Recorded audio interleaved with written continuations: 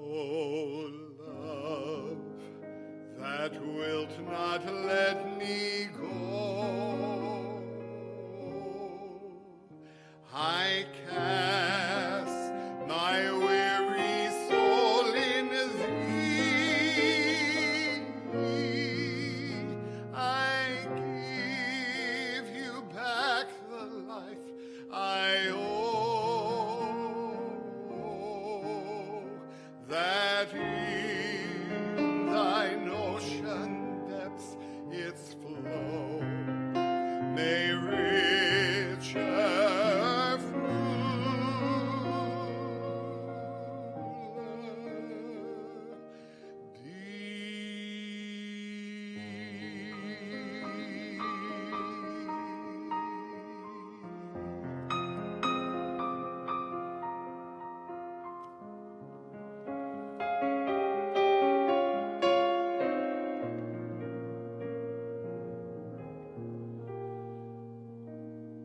O joy that seekest me through pain,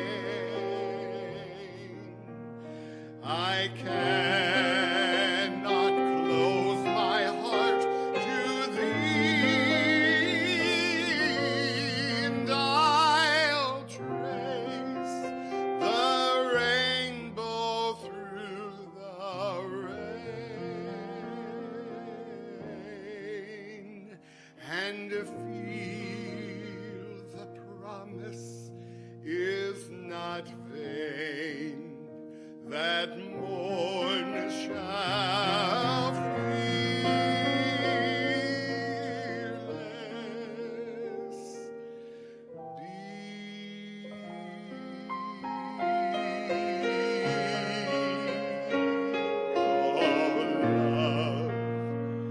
that wilt not let me go,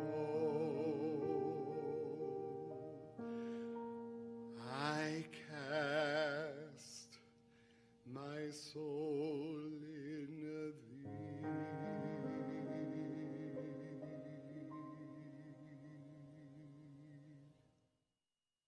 Good morning, Center for Spiritual Living Nashville community. I invite you to pause with me for a moment to turn within to Spirit holy and divine, and to breathe. I connect with Spirit and therefore with you, for we are one. We join in the one heart and mind of all that is. I declare its goodness, peace, and love washes over us. I accept and receive this goodness, peace, and love. Poised in this centeredness of consciousness, I bless this moment. May we all be self-emptied and God-filled. It was just over 2 years ago that you invited me to your community. We all came together in great hopefulness. I came with the intention of delivering a teaching of love and of awakening to the truth that love is all there is. We enjoyed a wonderful honeymoon period culminating in a beautiful installation about a year ago. The past year has had its many challenges. Changes brought by decisions I made created many opportunities for us to reach deeply into our hearts and this teaching, to explore many shadows, and the opportunity to bring those shadows to the light of love and forgiveness. This sensitive time of healing seemed to be suddenly interrupted with the COVID-19 experience, and the whole world changed. We are in a new world, and this community needs to move in a new direction to meet the changes that are everywhere. Your leadership, the CSLN Board of Trustees, has made a decision that the best course for this community is that you move forward under new leadership. The Board of Trustees and I have had difficult conversations, but we have concluded that it's time for our relationship to end. It is with an open heart and humility that today I announce to you my intention to resign as Senior Minister and Spiritual Leaders of Center for Spiritual Living Nashville. While there is certainly some sadness, there is also a knowing of the rightness of it all. It's really time. I feel it in my heart, and I know it is the best thing for you, for me and my husband. I trust God implicitly.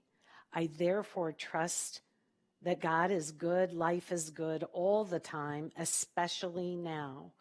I therefore trust that divine intelligence has moved this leadership to move in this direction. I therefore trust that all is unfolding in divine and perfect order and timing for all of us. I accept and allow this to be so. I invite you to do the same. I am grateful to this leadership for guiding me to this resignation so that I may move on to my next experience unencumbered by regret or a sense of loss. I stand here feeling complete and free. I've given my all these past 2 years. I have grown in unimaginable challenges, or I've grown through unimaginable challenges. My husband, Tony, has given his all as well, and he too has grown through these challenges. Thank you for the love and support you have shown us both, and know that we hold you in our hearts and bless you always. Our greatest hope is that you have somehow been touched, moved, and inspired by a teaching, and that you awaken to the magnificence that you are. I'm thankful for all of those who trusted me to teach and lead. I am profoundly grateful to the students who became mighty companions through their commitment to the teaching, their vulnerability in sharing, and the connections that we shared. I'm grateful to the practitioners for holding the high watch, their steadfast commitment to truth and to this community. I'm grateful to all the volunteers who selflessly and lovingly give their time and attention to this community. And I'm grateful to those I call my holy friends who challenged me so that I could grow. I love you all. I thank you all. May we all find forgiveness and peace in our hearts. So here we are all again. We're all on a new precipice. I surrender this home, this house of consciousness of God. Remember, this is your home. I pass the baton to those who will lead it now. I know their hearts are beautiful and filled with love. I know their commitment is deep. Join me in blessing them as they lead you now. While I surrender this home, know that you always remain in our hearts.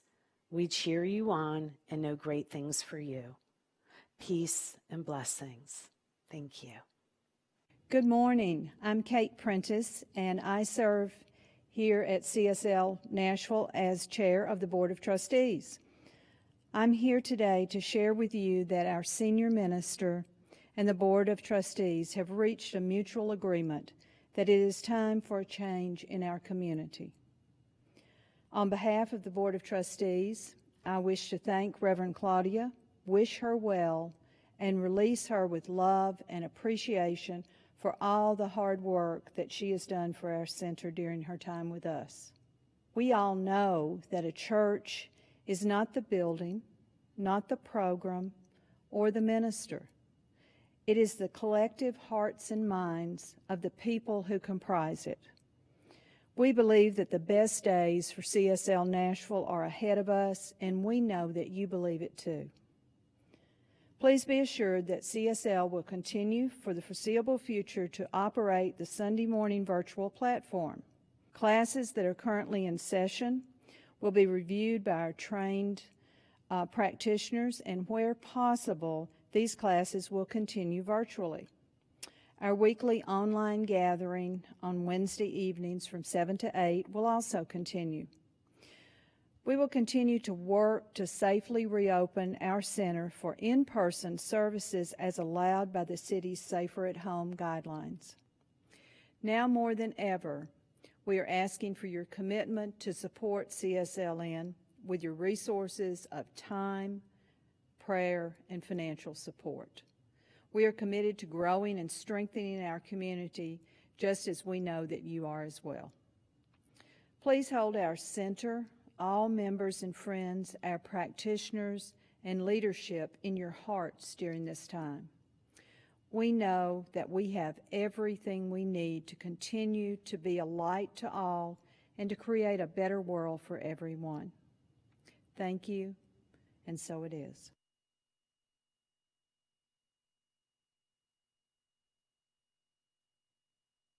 Good morning, dear ones. It is good to be with you this morning. I'm Reverend Kath DePalma. Some of you remember we did some beautiful work together at the beginning of the year on conscious loving and radical forgiveness. Good skills to have, good practices, aren't they? I bet they've come in handy these past few months. What times these are, huh? Every day is filled with new surprises. The pandemic has brought up so much change for us all. The world as we knew it no longer exists. And it seems we are in for more change, doesn't it? I have to admit that when the pandemic started, I too, along with others, wanted to resist all the restrictions and requirements I felt put upon. I wanted to blame someone for it. It was easy to go to conspiracy theories with others around me. You have to admit, it is bizarre. Something kind of like from the Twilight Zone. My daughter and twin granddaughters, they're 3.5 years old, were visiting at the onset of this pandemic. And the girls really kept me in check with what was real and good and true. The giggles and the laughter of those beautiful spirits cut right through the shock that I was experiencing. It was a soothing balm to my soul. It was a reality check. It kept me in line. They played hard, like there was nothing else going on in the world. For them, it was just another day in paradise. Taking long walks with the girls. The only two things we could do while they were here were take long walks and go to the grocery store together. So taking long walks in the most luscious, beautiful springtime ever also helped me to stay on course. Nature, like our children, continues to thrive and bloom. It doesn't skip a beat. So they left, they went back home to Wisconsin. Things were rolling along, no major complaints, little inconveniences, no big hardships, until about 3 weeks ago, when my older cousin Walter, who lives across the street from us, fell in his home and was down for a considerable amount of time. He couldn't get to his phone, and of all days, I was booked solid, and I never got the mental message to check on him. His downstairs neighbor found him and called me. Now, we moved back to Atlanta last summer to keep an eye on him. He had been experiencing some memory issues, but was still functioning quite independently. He was actually even still swimming and driving up until the pandemic. Well, we found him in pain and confused. An ambulance took him to the emergency, and they admitted him to the hospital, and we could not go in. Even in a special situation like that, we could not go in because of the virus.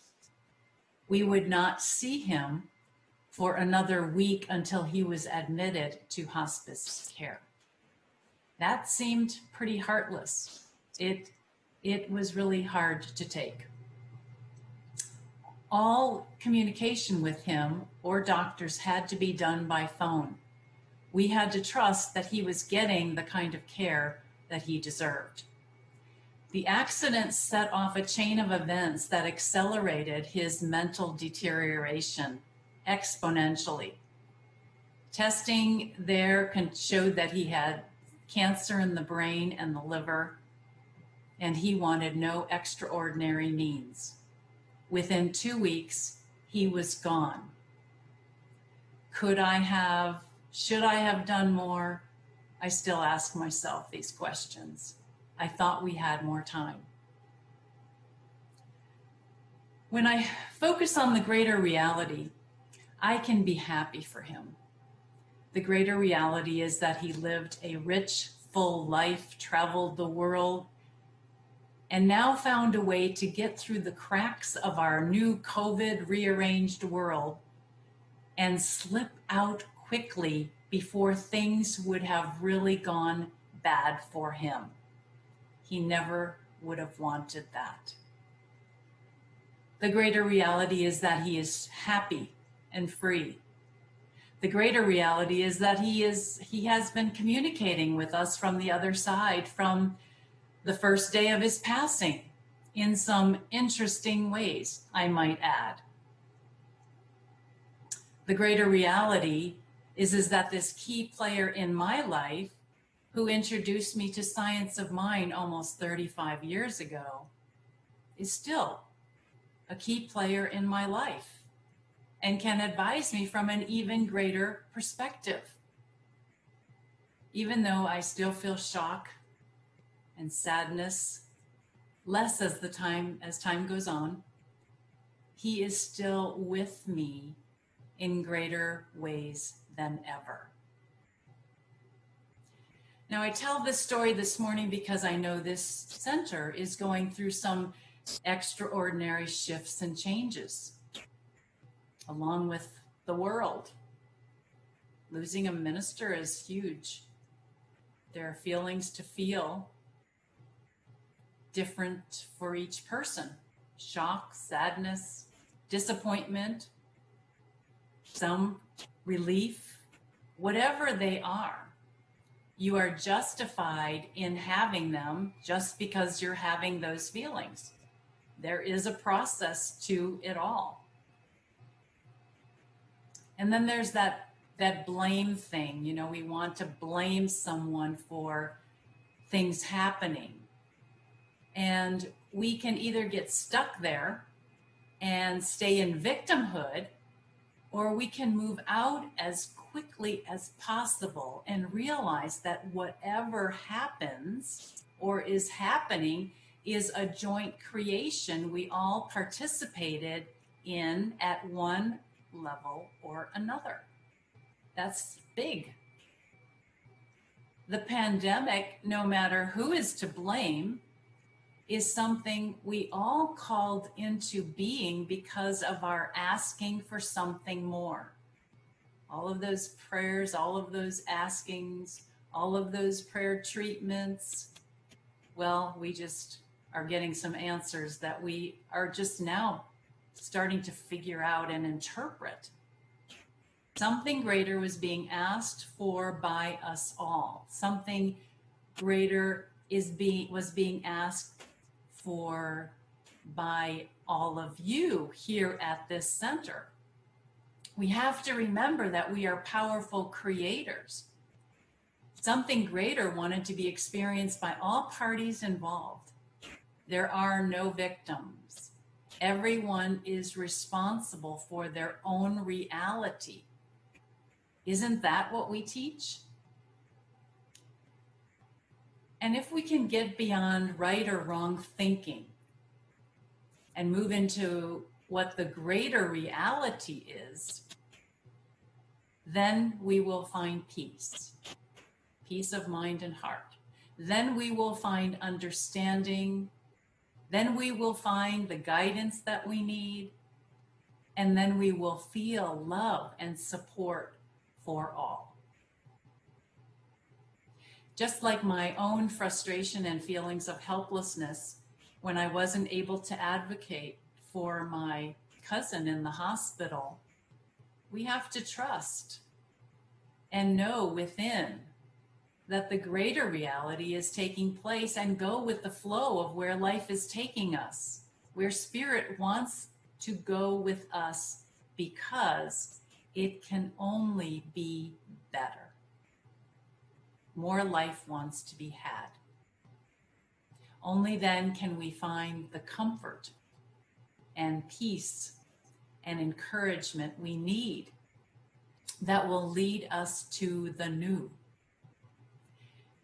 And I have to say, there's some pretty wonderful new going on in the world that is just emerging, and we are just getting started.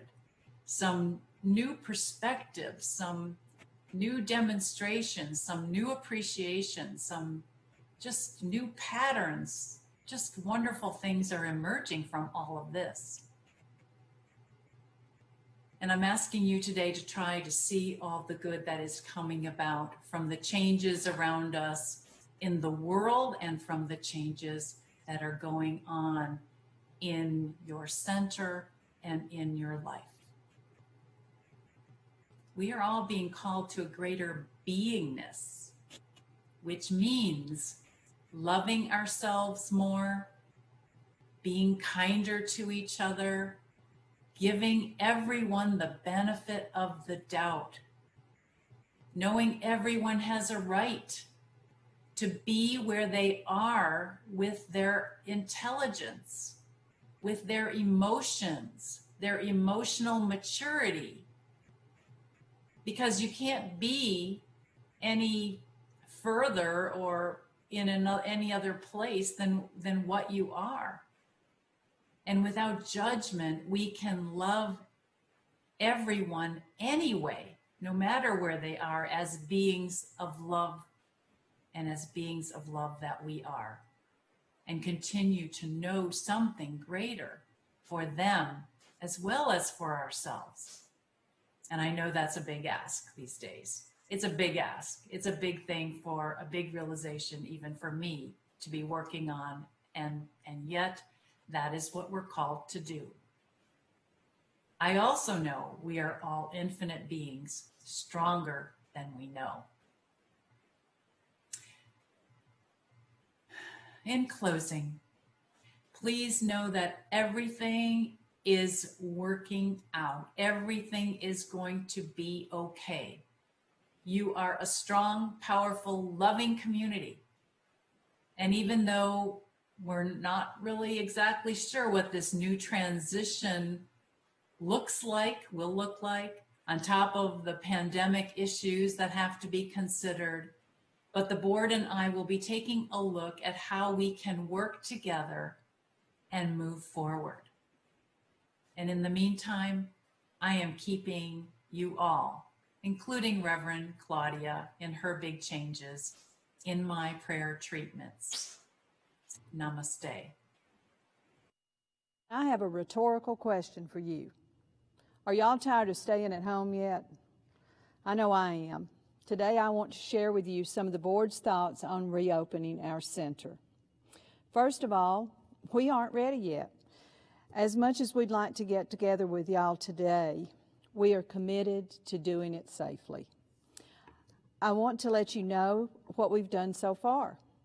We've been monitoring Metro's guidelines, of course, but we're also in communication with the leaders of other churches and religious organizations here in Nashville, as well as our own CSL home office.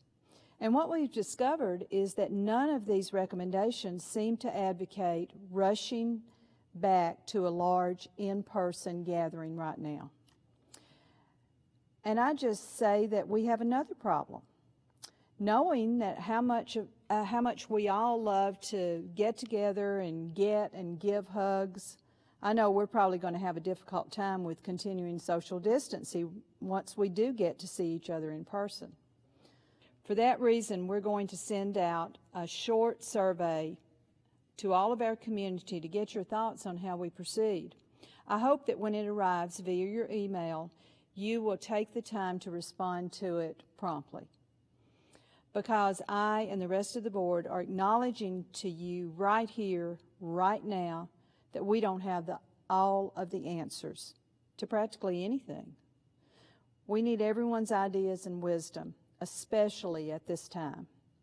So watch out for that survey that will be coming to you hopefully this week. Fill it out, send it back so that we can get on with our planning for our reopening. Let me close by saying that we all know that a church is not just a building or where we gather. It's the collective hearts and minds of the people who comprise it. We believe that the best days of CSLN are ahead of us. We know that you believe that too. Please be assured that CSL Nashville will continue for the foreseeable future to operate its Sunday morning virtual platform, and we hope that you will continue to join us there.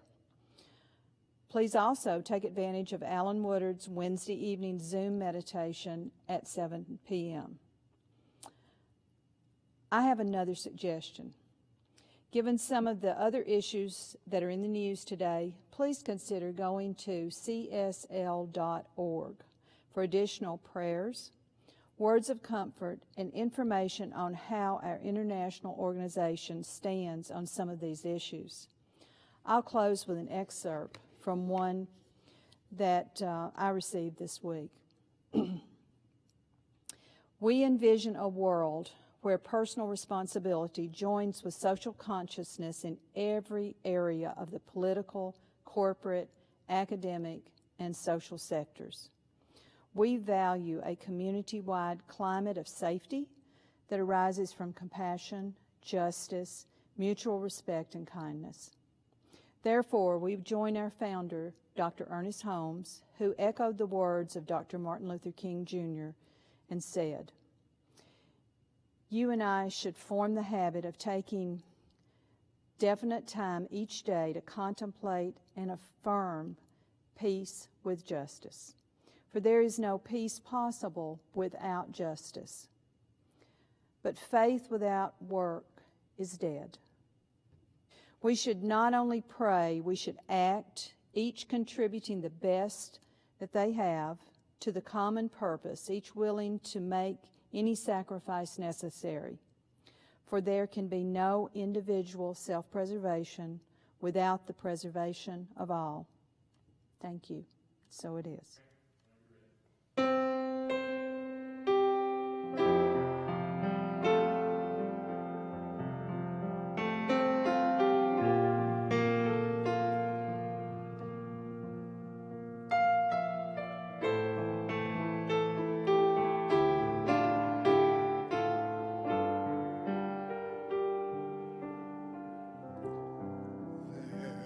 There is a moment when all your fears subside, though it seems the dark conspires to conceal your way, and in that moment,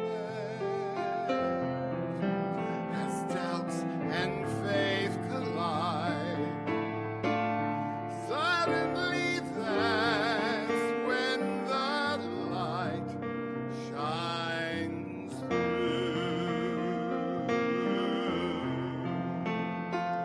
Keep moving on to the morning that's yet to be, and there at the edge of your darkest of nights, one more step is all